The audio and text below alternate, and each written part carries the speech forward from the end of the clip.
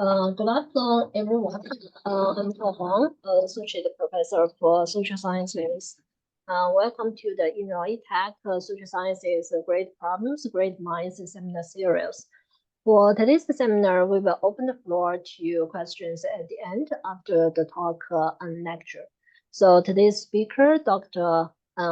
Alessandro Rigolon, Associate Professor in the Department for City and Metropolitan Planning at the University of Utah. His research focuses on environmental justice issues related to urban green space and their impacts on health equity. His current work includes three main areas: policy determinants of inequitable park prevention, drivers, and resistance to gentrification fostered by new green spaces. Is the green gentrification and the public health impacts of urban green space on low-income communities of color. His research has been published in leading planning and urban studies journals, such as the Journal of American Planning Association, Landscape and Urban Planning, Urban Studies, Cities, and the Journal of Planning, Education, and Research. The funding for his research has come from the Robert Wood Johnson Foundation, the U.S. Department of Agricultural Forest Service, the Center for Climate Smart Transportation, the Utah Department of Transportation, Los Angeles County Regional Park, and the Open Space District, the Trust for Public Land, and the Salt Lake City Agency. Dr. Rigolon has earned a PhD in Design and Planning from the University of Colorado Denver, a PhD degree, a master's degree, and a bachelor degree in architecture from the University of Oregon. So it's excited to have Dr. Alessandro Rigolon. All right, thank you, Dr.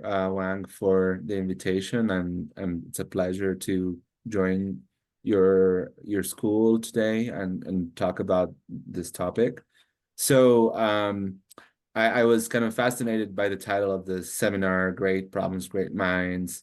And so the great problem that I will talk about today are systemic inequities in access to green spaces. That great problem is part of another one, which is environmental injustice and more broadly speaking, systemic inequalities by race and class in the United States.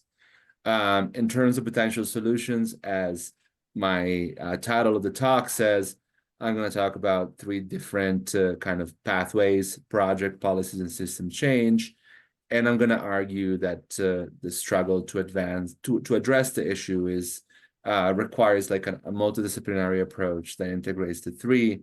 However, I also argue that we have to start with policies rather than individual projects to have more longer term impacts. I'm going to say that, I've been doing this kind of work for around 10 years. This kind of research, and I'm happy to see that there's more attention brought to this topic in the last 3-4 years, and more actions that have been done to address it. So here's what I'm going to talk about today. So I'm going to start by defining green space inequities and what they are. There's quite a bit of ground to cover.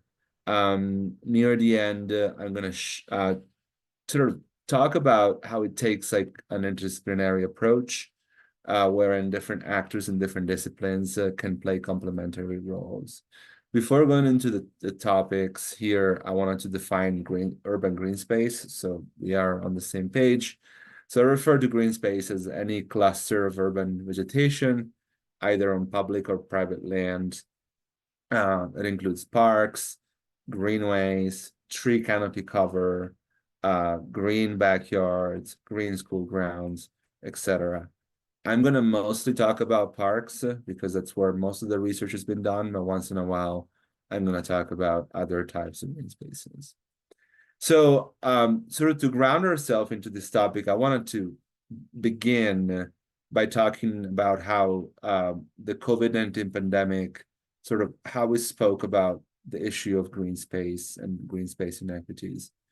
So, if you think about the early stages of the pandemic in 2020, we were under some form of lockdown, and people, generally speaking, there could be at home, unless they were, of course, essential workers. But if they were not, they were kind of told, be at home or go take a walk, go outside, go to the parks in your neighborhood. And so a lot of people, in a way, rediscovered or discovered the neighborhoods where they were living in and those green spaces. And a lot of people kind of develop a new appreciation for parks and green spaces during those times.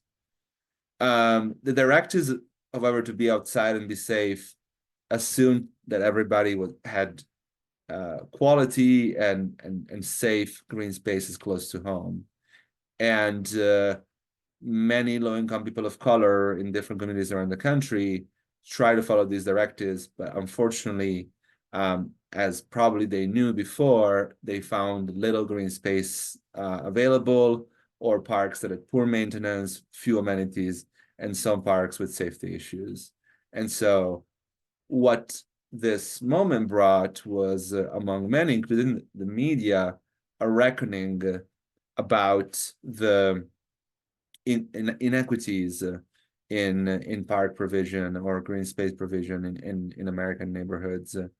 And the public started to understand more what many low-income communities of color and what scholars already knew.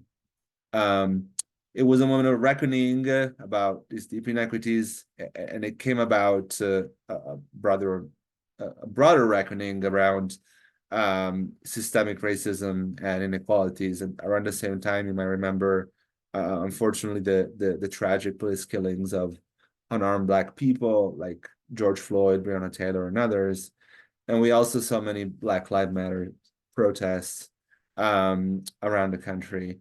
And so I argue that the reckoning around the green space inequities issues, which is, of course, a much smaller subset of issues, and these broader kind of reckonings around racial justice issues are very much related.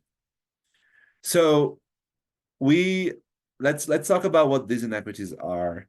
So there has been quite a bit of research now worldwide, but it started in the US for more than 20 years worth of work right now that shows that both in developed and developing countries, access to green space tends to be inequitable.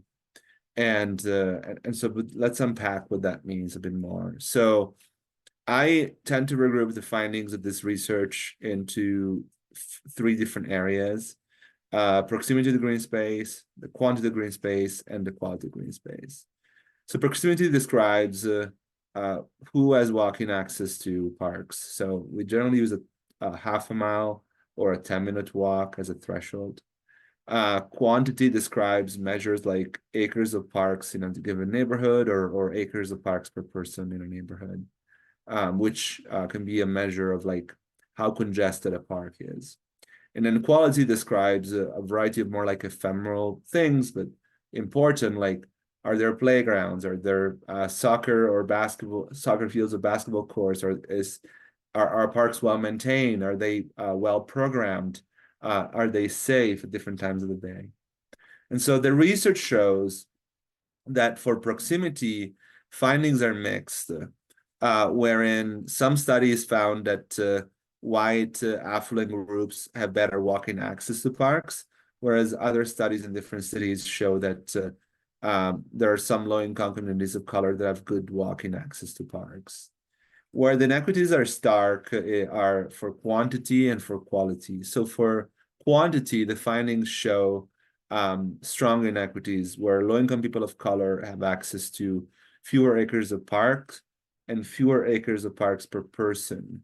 So one statistic I can give you, the Trust Public Land, which is a national nonprofit, found that parks that serve people of color are 5 times more crowded on average than parks that serve white people in American neighborhoods.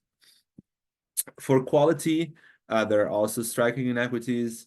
On average, people of color have access to parks with fewer amenities, lower maintenance, and with higher crime and violence issues than parks in more affluent communities. And so green space inequities exist beyond parks. Studies have found socioeconomic and racial inequities in tree canopy cover, generalized neighborhood greenness measured through NDVI, and other green space measures. The picture that I'm showing here is, the map is from Salt Lake City's draft of the Urban Forest Action Plan. And the city conducted this analysis showing that the east side, which is the more affluent part of the city, has there's about twice amount the tree canopy of those on the west side, which is lower income. Why do we have these inequities in green space access? They're not just, casual, they're not random. It's not like a whoopsie. Inequities in access to parks and the police killings of unarmed Black people, as I was talking about earlier, are two symptoms of the same issues, which is structural racism. And of course, structural racism is a system where policies, public and private practices, cultural norms, and other norms work in reinforcing ways to perpetuate inequity based on racial groups. And so the map that I have here is redlining in Chicago, and is one of the causes of green space inequities that we see today. So research in Denver, Baltimore, and beyond shows that indeed structural racism has contributed over decades to green space inequities in at least two ways. First, there have been mechanisms that created racial segregation and disinvestment in communities of color. So things like racial restricted covenants, redlining, racial steering by realtors. These are laws and practices that segregated people of color in a few neighborhoods that face disinvestment and marginalization. Second, there have been also funding mechanisms that, on the other hand, steered that green space investment to communities that tend to be wealthy and white. And so, in part as a result of green space inequities, people of color, low-income people in this country face lower life expectancy, as well as a higher prevalence of many diseases. A recent study in Los Angeles, which show here on the maps, has linked racial differences in tree canopy cover to racial disparities in life expectancy. And so the connection between green space inequities and health makes this green space and park inequities an environmental justice issue. To give you more context, as some of you might already know, but the environmental justice movement evolved at the beginning from only focusing on the fight against environmental hazards, so hazardous sites like landfills, power plants, etc., to also fighting from positive amenities like green spaces or things that mitigate climate change in their community and help adapt to climate change in their community. And then more recently to also fighting for low-income people to remain in place when new green spaces, new trees, new parks have been established in their neighborhoods. So that was what we call sort of the struggle against green gentrification. And so this is important, and it's important to frame those green space inequities as an environmental justice issue. An example in your city, in Chicago, the Bloomingdale Trail has contributed to green gentrification in Logan Square and Humboldt Park. That one used to be predominantly Mexican American, and Humboldt Park, I think, is still predominantly Puerto Rican. Organizations that worked on EJ, environmental justice and equity issues, have initially been involved in advocating for the project, but then had to quickly pivot to focus on initiatives to limit the displacement of low-income renters of color. All right, so now that we know what green space inequities are, and they're linked to structural racism, let's define green space equity and clarify that it's not just about distribution, but there's more than that. And so I use this model to define equity in relation to green space. And this builds on decades of environmental justice theory. And here specifically, I use distributional, procedural, and interactional equity. So let's unpack these ones. Distributional is what we all kind of know, and it's easier to understand. It describes fair access to green space across racial, ethnic, socioeconomic, age, disability status. It's really who gets where, who gets what, in terms of like green spaces in one's neighborhood. The second is procedural equity and describes inclusive and democratic decision-making processes about green space projects, policies, and funding. So it's a situation where communities that experience marginalization have their voices heard and ultimately included in decisions about green spaces.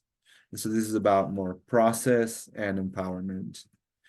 And the last piece, interactional equity, is the quality of interactions in green spaces for groups that experience marginalization. So it describes whether people of color, people with disabilities, people in the LGBTQ community, immigrants, etc., whether these folks feel welcome, safe, and represented in green spaces like parks.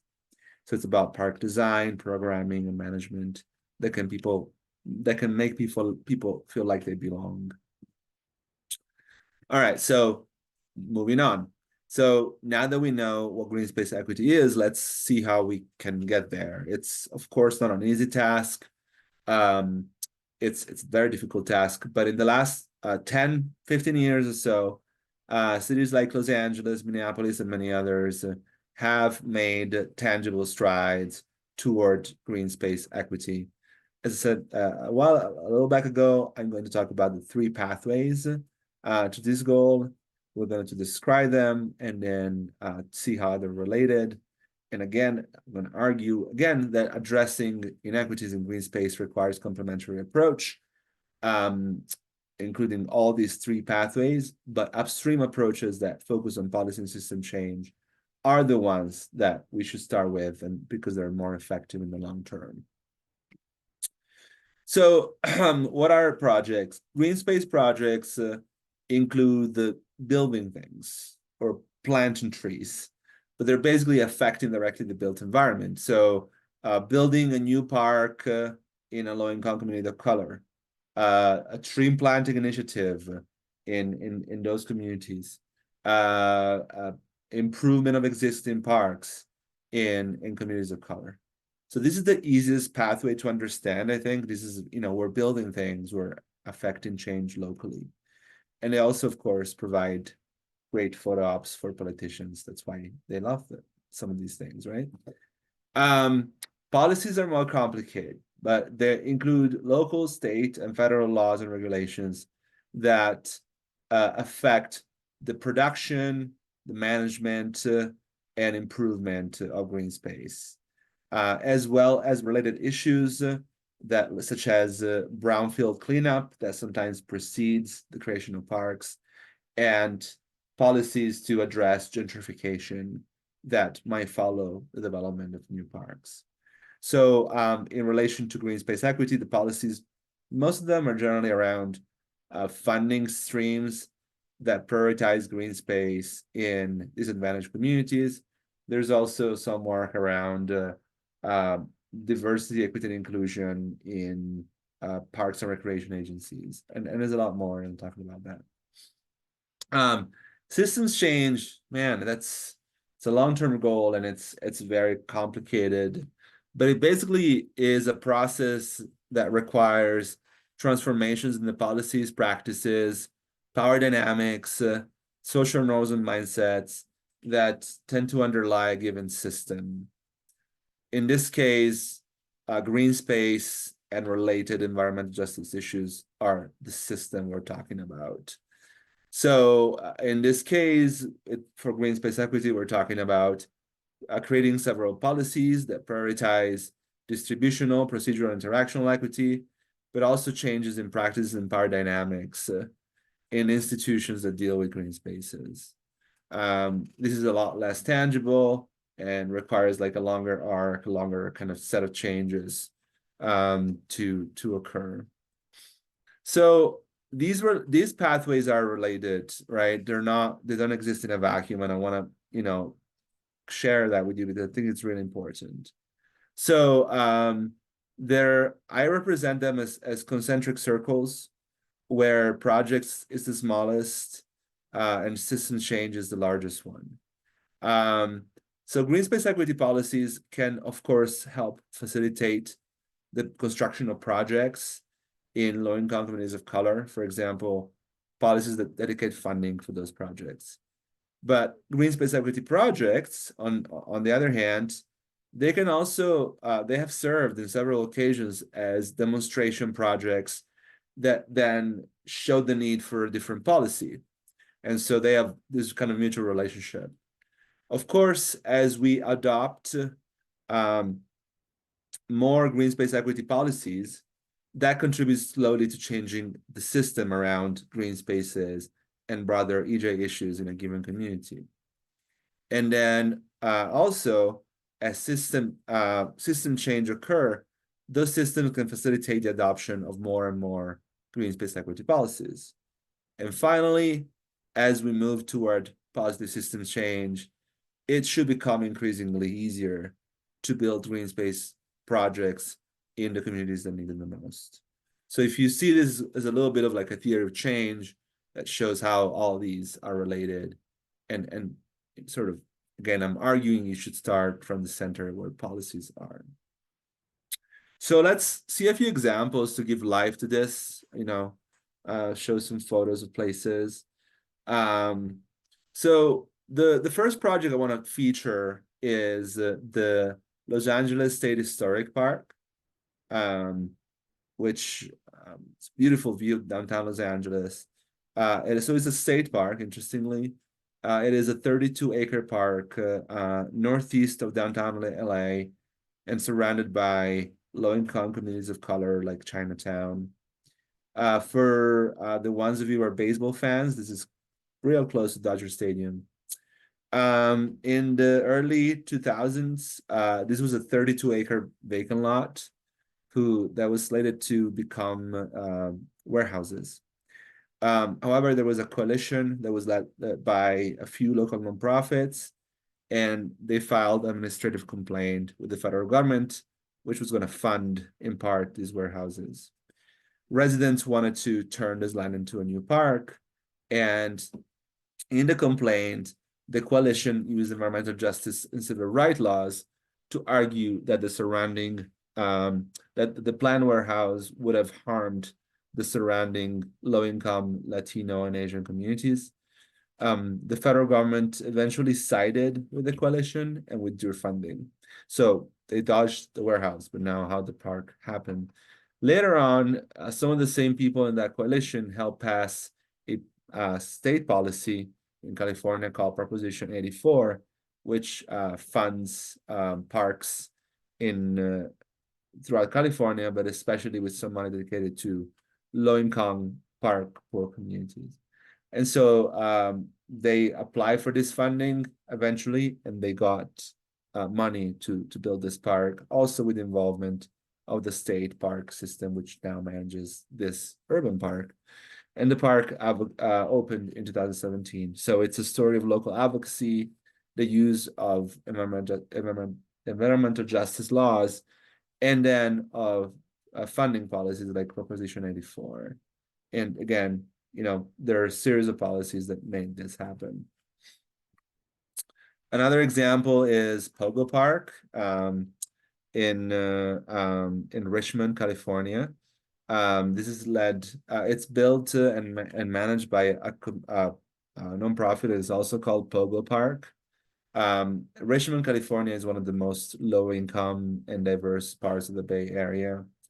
They're modeled to run, these parks. It basically means the community takes ownership of underused public spaces. There's sometimes self-construction. So basically residents are involved in improving their built environment. There's also a lot of park programming for children of different ages and different cultures. There's a lot of like interactional justice considerations in that they want to make different parts of their diverse community feel welcome and represented in these parks.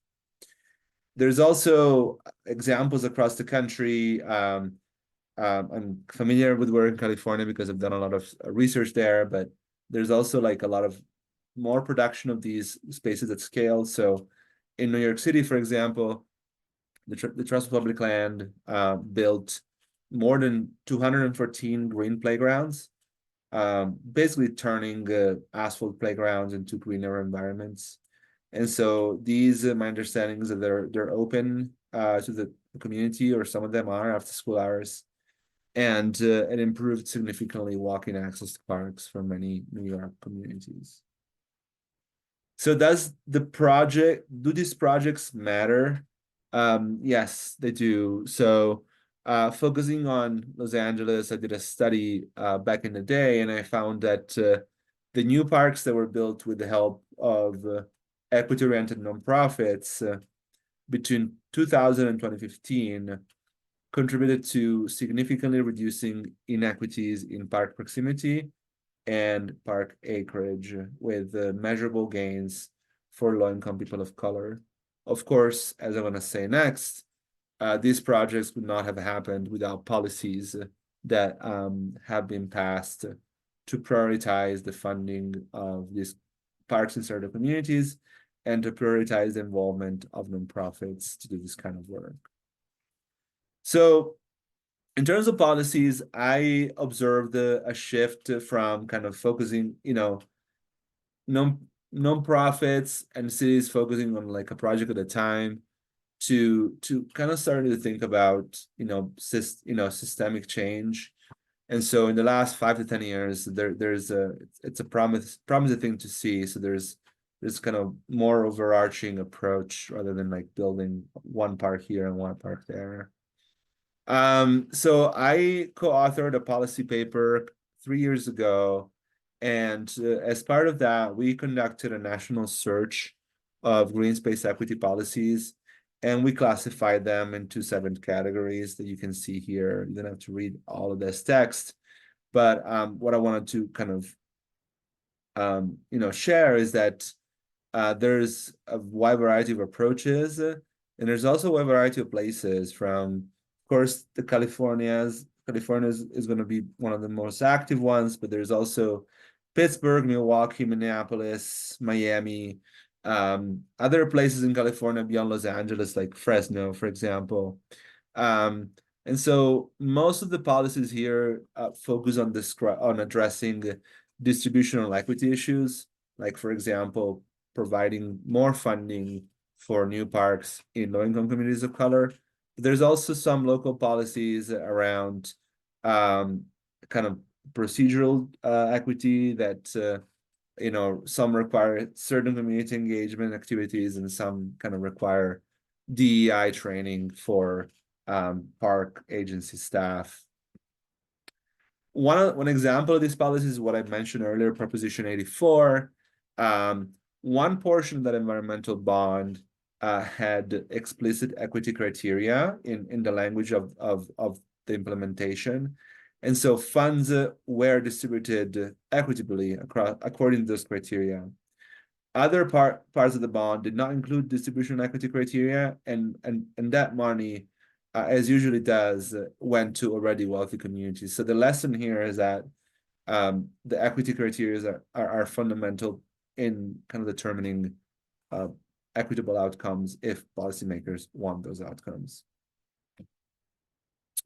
So another place that has made huge strides in recent years is Minneapolis, Minnesota. They use a racial equity lens and implement several policies that address distributional inequities as well as procedural inequities. They do have, very interestingly, a community engagement department within their park agency where they do a lot of work in communities of color of Minneapolis and also places with significant shares of immigrant communities. All right, so system change. This is a much longer term goal, so to speak. There are at least a couple of recent initiatives that show that we might be moving in that direction, and so there's some exciting work going on. The first is a national funding initiative that incorporates work that I've done, and I've been involved in it. It's called People, Parks, and Power, funded by Robert Wood Johnson Foundation and Doris Duke Charitable Foundation, and is managed by the Prevention Institute. As I said, I've been fortunate to be able to be involved in it and sort of help to shape it at the beginning as a research partner. Through this initiative, 14 nonprofits and coalitions have been receiving money to conduct policy advocacy and green space equity at the local level. There's, as you can see them here, there are several across the country, in different parts of the country, including the Midwest, where you all are located. But they're basically getting 2 years of funding to understand and map green space equity issues in their community, develop a policy proposal, and start advocating for this policy to be adopted. They're also given technical assistance. I'm part of that. We meet with them somewhat regularly and sort of help develop like ideas and strategies to advocate. It's a very diverse cohort, as you can see from kind of some of the names. And there's some park only groups, but there's some other kind of public health groups focused on climate stuff, water, Native American groups, etc. So they cover a broad variety of EJ issues, and it really shows that green space equity is a intersectional issue and something that requires multiple disciplines to kind of move ideas forward. Through this effort, we aim to create a national cohort of nonprofits that advocate for green space equity locally, and hopefully creating some national momentum to advance this issue.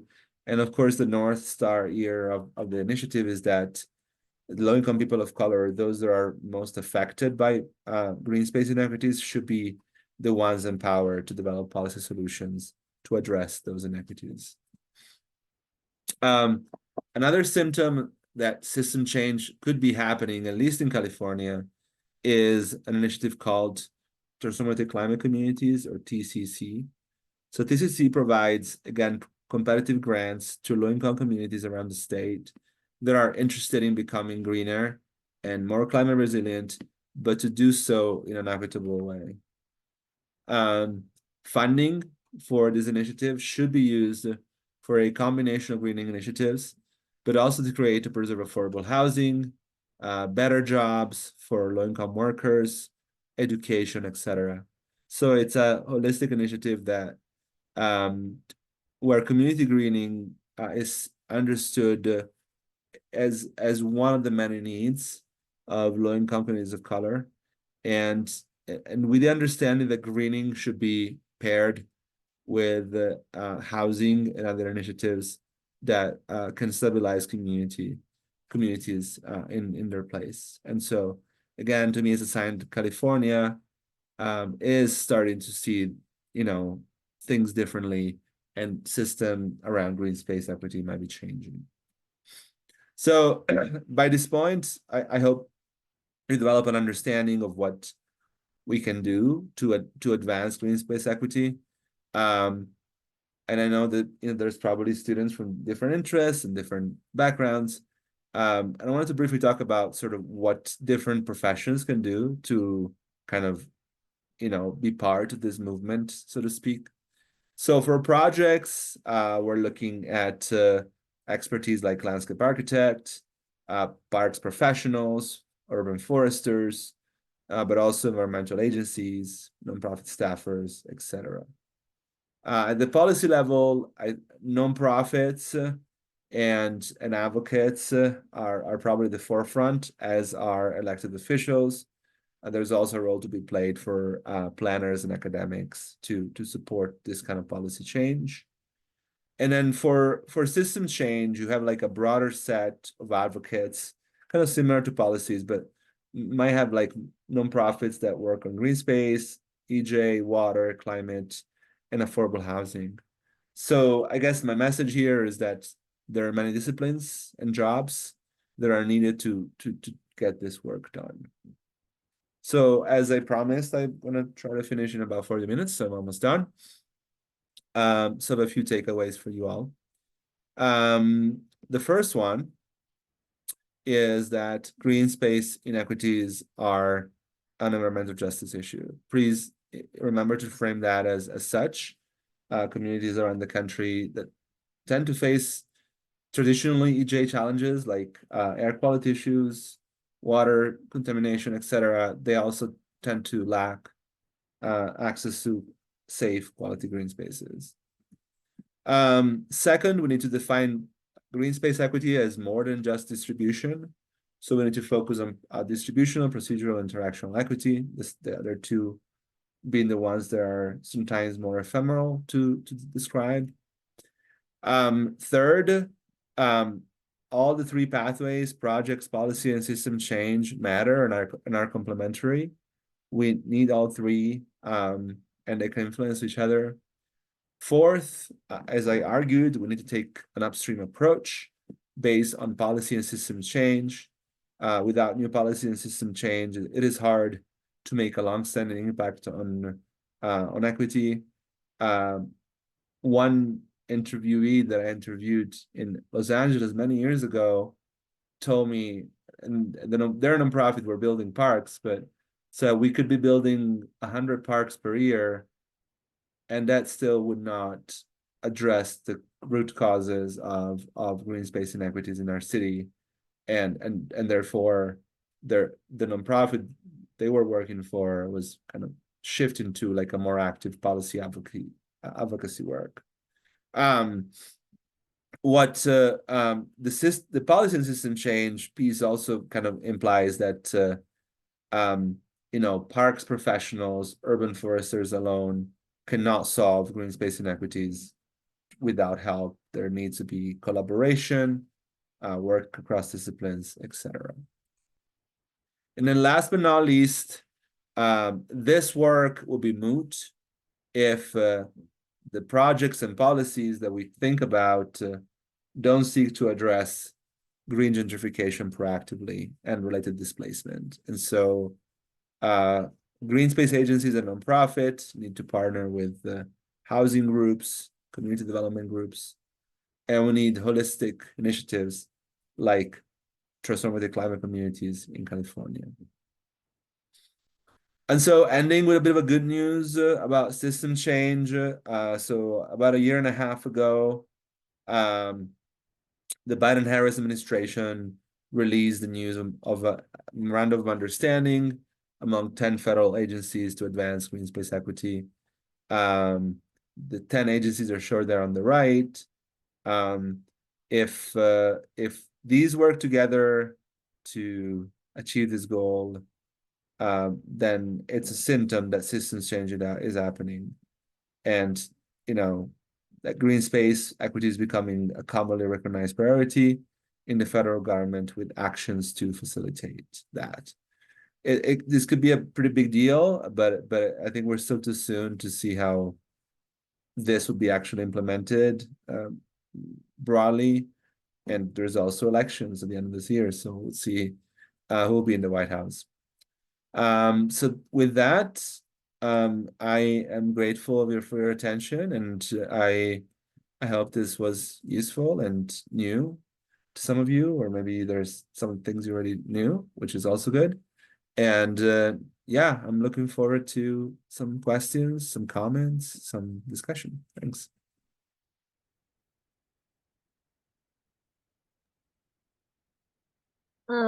Thank Dr.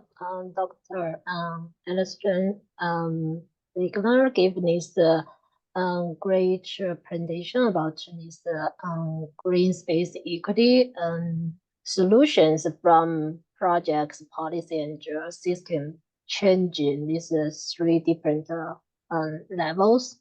So now we just open to the questions. Actually, I feel it's fascinating to see this equity from these different levels. So I'm wondering, like, my question is actually for each levels, like for project levels. You introduce several projects. I'm wondering, like, and also you give examples is in different cities. Many is like cities in California, but also have some like Chicago or Minneapolis. These different cities. So I'm wondering, it seems for different geographic contexts or different contexts, they have different impacts for these projects can so some research like specifically, especially for like the distance range, like find some green space. Actually, they are effective. Range distance is like half a mile to a mile distance is the effective. How did you see for different projects? Actually, they can reach the maximum range for their local context, in what situation or what kind of context they can reach the maximum, and what may they have the minimum range they can affect their local impacts. Yeah, thank you for this question. So normally in planning, and I can stop share the screen. I don't think we need to have that on. In planning contexts in the US, planners consider half a mile as a 10-minute walk as a walkable distance to green space. And it's also like, so it's a pretty kind of well accepted standard. There's also like a national campaign that involves mayors around the country called the 10-minute walk campaign, where cities are trying to kind of basically have everybody within their cities living within a 10-minute walk of a park and sort of closing those gaps. I guess regardless of demographics, just from a geographic perspective. So some of the projects that I showed you are they are located in low-income neighborhoods, but their impacts are way beyond those neighborhoods. So some of these projects that I showed you are considered like citywide attractions. We sometimes refer to them as regional parks, where you have like higher level of amenities and more things to do, and people would go there from different parts of the city because it's a unique kind of facility and park that they don't have in their neighborhood. So the 606 or Bloomingdale Trail in Chicago, it started as a project to kind of serve the neighborhood, but it was rebranded by then Mayor Rahm Emanuel as the 606 to reflect the phone. I think there's some like local, I don't remember, but the rebranding was basically to try to make it a project of citywide importance. And so there's that. So I think there's going to be like some positive impacts on local communities in terms of these exist there in their neighborhood. There's going to be some negative impacts on local communities because that's going to in many cases those very large projects will gentrify the community, and in other circumstances there will be benefits for like a broader set of residents in the city because these become kind of city attractions. There's also another example that I gave you, the Pogo Park one. That's probably, that won't have gentrification impacts because it's a very small park. It's mostly like repurposing and reprogramming, and so there are ways to address or to improve green spaces and improve access to green spaces and different dimensions of equity that are not as shiny and large projects and some of the ones that I mentioned. And therefore, the smaller projects are not as impactful on gentrification nearby. Okay, so which means it's the project size. It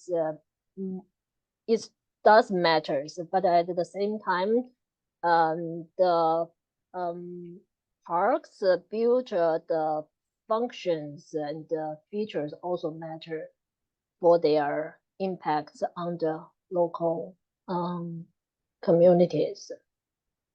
For sure. And I mean, in Chicago, I haven't followed this project, but the Obama Presidential Library could be an example of that, where I know there has been quite a bit of tension between kind of the Obama, group and some residents in the neighborhood who fear that, and maybe it's already happening again. I haven't been following it, but that that simple improvement to an existing piece of parkland with like a lot of outpouring of federal dollars and foundation money would bring gentrification and displacement. So that it's yes, it's what a park looks like.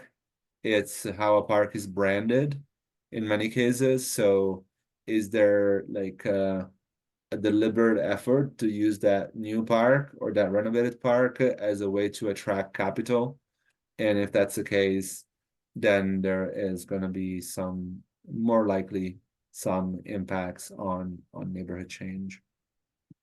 Yeah, it's kind of interesting to actually you mentioned that like this green gentrification related to the next level for the policies. So since you mentioned several policies, type of more policies, I think also from the project you also mentioned like schoolyard project related to some of the types of policies. Mhm. Is also the schoolyard policies. Mhm. So which I think for green education sometimes they're related to the shut down the schools. But you give example actually is the schoolyards to actually can be the positive or to during this green gentrification process. So then how do you see the schools it could be shut down, but it could be used as the amenities to promote a green space, more green space or the green space equity. Um, so the school, when you mean school shutdowns, when like schools that are closed because they were open, it's too low. Because of the gentrification process. Oh yeah. So that's an interesting question. I think we're seeing some of that in Salt Lake City, for example. So there are some schools that are closed. We're closing down 4 elementary schools in some neighborhoods because there's gentrification. And what the city will do with that land is unclear, or actually what the school district will do with that land. So I think, the repurposing of land for park equity purposes would be complicated by the fact that the city does not control what the school district does. And so these are two separate entities in terms of public agencies. And so some advocates are asking for that land to be used for affordable housing to prevent additional gentrification. Some advocates are calling for parks. So I think it's an interesting kind of political process where different interests might collide.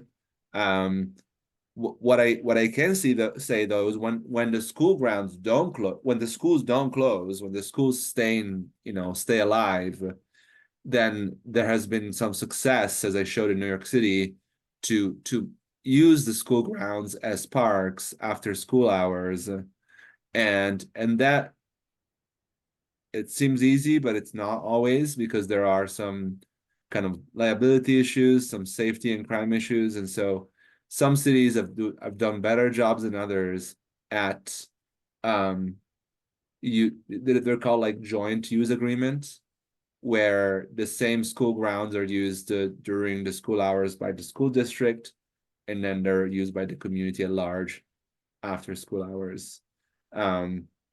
There's also interesting models like Milwaukee, Wisconsin, where the school district basically serves as a recreation provider.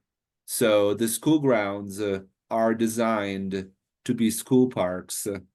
Every school ground is open, and then members of the community then you can use the gym, the pools, and the other facilities within school buildings after school hours. So basically, the school district is considered one of the neighborhood park providers.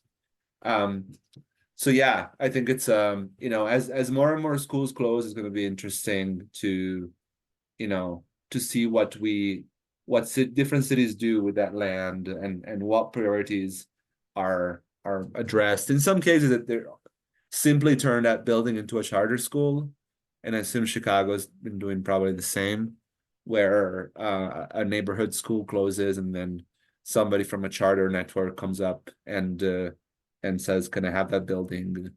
and enters into an agreement with the school district for a charter.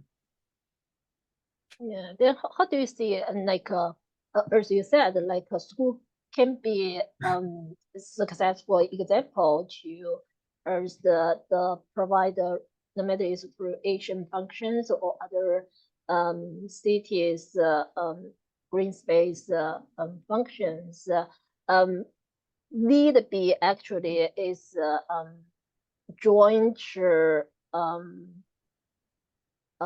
development or policy development or collaboration with other departments, like you said, like land use. So then how, because currently, like for Chicago, the Chicago public school systems currently,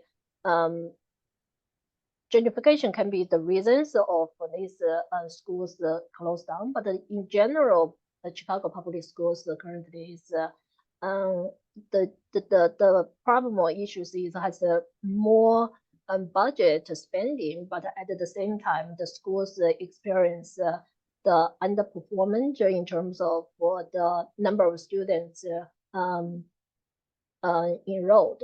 So what do you see the parks as resources or the green space as resources can be a driver or can be a factor largely influence or help address the school systems issues?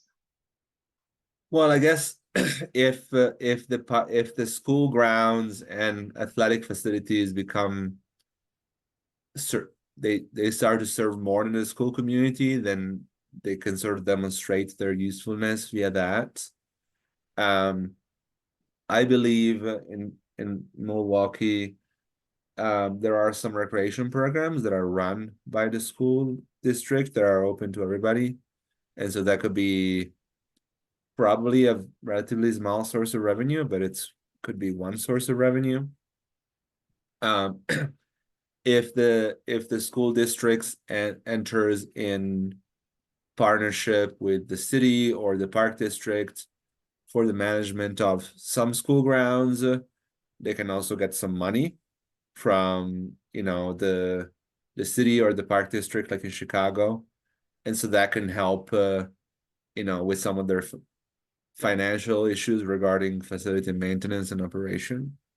So I think from the financial perspective of school districts sort of suffering, I don't know how much that would help. It's not my kind of area of research, but I could see how there could be some more synergies. Like for example, here in Salt Lake City, school grounds are open almost everywhere, and people use schools as a park. Like people go there with their dogs.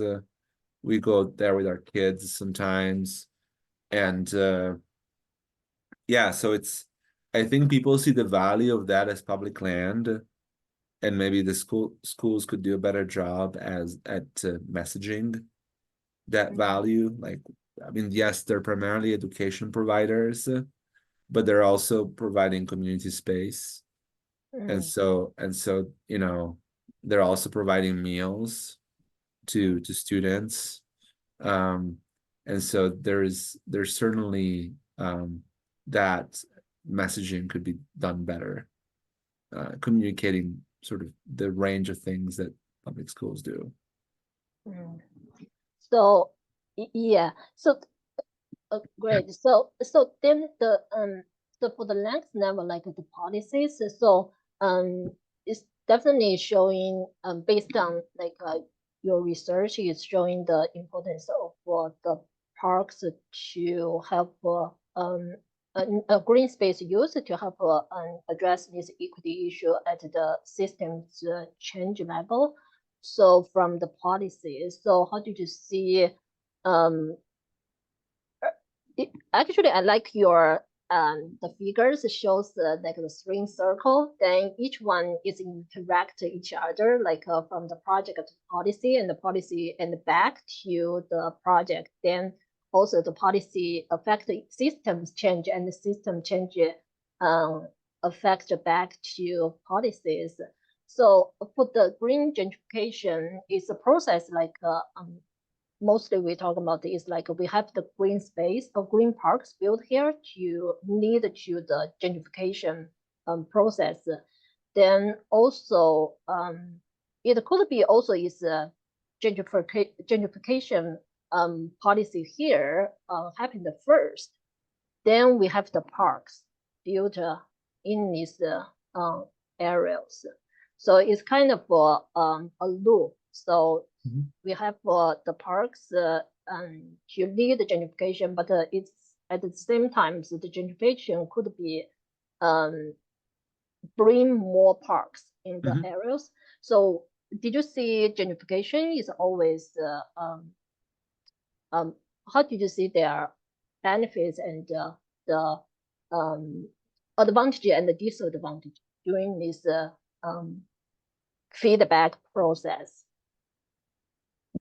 Yeah, no, it's interesting you mentioned the other loop, because we with Tim Collins we published a paper called The Green Gentrification Cycle, where we describe gentrification as in that case more as a potentially cyclical process, where, for example, in the case of the 606, Logan Square and Humboldt Park were already gentrifying before the trail was built. Then, of course, gentrification accelerated. But we're in a project we're doing right now, we're kind of finding that gentrification might make a neighborhood quote unquote ripe for more investment, because cities, developers, etc., might feel more comfortable investing large chunks of money in places that are already gentrifying, because there's already investment from middle class white people moving into those neighborhoods. And so making the, signaling that the neighborhood is already changing. And then that's a kind of an interesting piece that kind of, makes us question whether, yes, it's sort of what comes first between greening and gentrification. And then what was the second question? Sorry, I forgot. It's just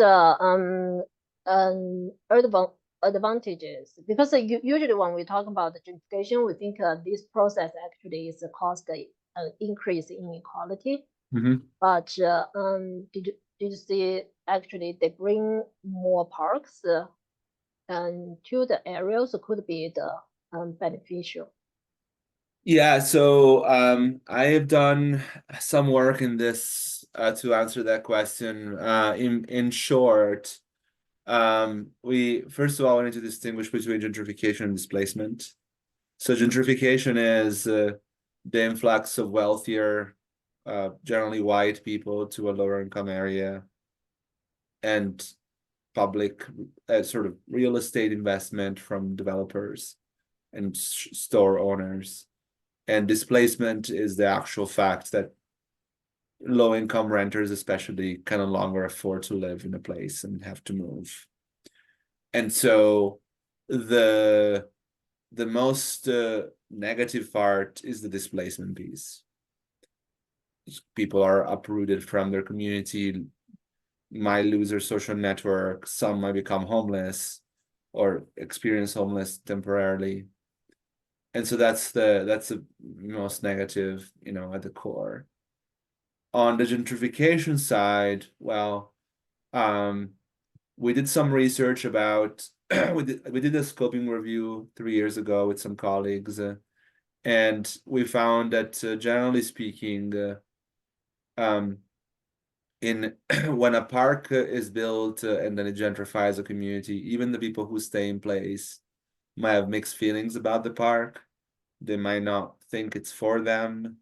They We did a separate study, for example, on the 606 about citizen-based policing of youth of color, finding that basically youth of color, especially kids who are skateboarding or or doing things that are like some new residents didn't say is appropriate. They got the police called on them. We also found that there was a lot more 311 calls for graffiti around the 606 after gentrification happened.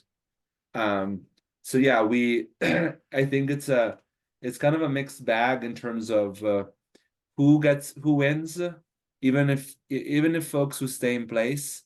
Um, there are we also so I'm doing still a study with some colleagues at UIUC where we did some interviews with residents of we only talk with residents of affordable housing projects.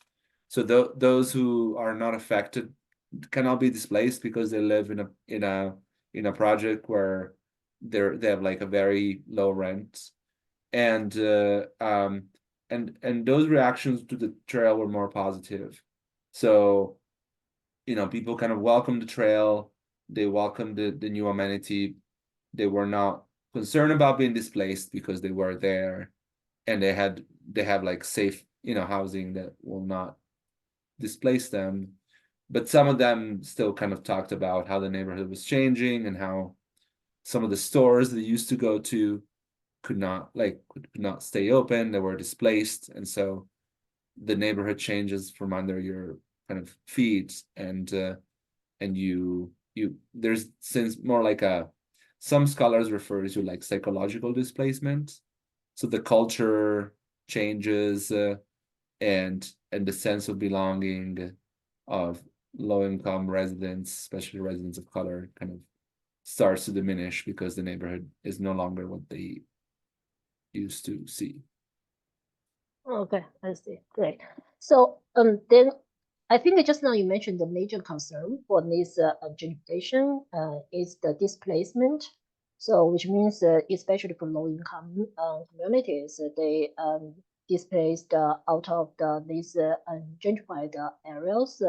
So for this displacement, I'm wondering if we'll have the studies showing the word is displaced, and you mentioned that some could be the homeless, but is there like a systematic studies showing like where these people ended up um, in terms of the you mentioned the systems change, because it seems that I think for the US context, it's mentioned like you just mentioned may become the homeless. But for the international experience, some some like this here called gentrification, in other international case may call the revitalization. Mhm. So they could be like build houses or affordable houses in other areas instead of, as you mentioned, this green space areas. Usually they have, if they have good locations, if they have good functions, usually it's very attractive to people move in. So it's also have a case here is like because in international experience, they could also have this kind of area has good locations with green space. Then they build the affordable housing in other areas for these displaced persons. So then they may not close to the central district areas, but at least they provided the affordable housing in other areas. Did you have like studies to showing how this displaced a group of people where they are, or is there any policies is related to their arrangement of these displaced people? So it's extremely hard to do that because we don't have, I mean, data at the census, as you know, the census level is at the census tract level. So, and most of these studies rely on the census tract data. So at least for the green gentrification literature, we don't know where people go. I think there is a couple of studies now that mapped just gentrification and displacement in general. The census has some federal research data centers where researchers can get access to household level census data from the American Community Survey and from the decennial census, where they can they can do the kind of work. And yes, we are. So Tim Collins and I, we recently applied for an SF grant with Michelle Stuhlmacher and others, and we hope to do that if we get funded. So kind of looking at the geographies of displacement, where people relocate to, if they are displaced from a from a neighborhood that is experiencing this kind of gentrification. Well, that's very valuable and promise project. Will be very helpful. So I'm looking forward to see your results about. Hopefully we get funded and we can do it. Okay. Eventually, hopefully, yeah. Okay. We already passed the time. So thank you so much for this excellent presentation. Give a very comprehensive introduction how to address, give some successful examples of how to address this equity, green space equity issue from these three levels. So usually we give the applause to the speakers. And thank you so much. And Yeah, also thank you. It's been a pleasure. yeah, thank you to all the everyone to participate. So